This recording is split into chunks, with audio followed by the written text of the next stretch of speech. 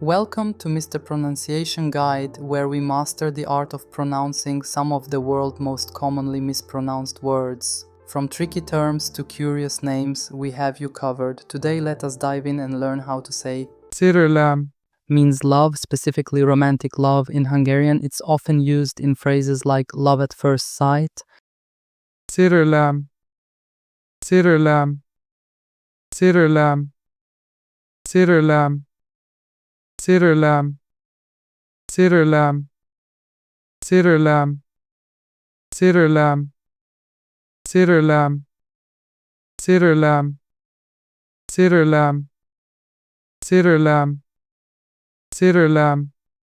Check out more videos on pronouncing tricky words and names with confidence.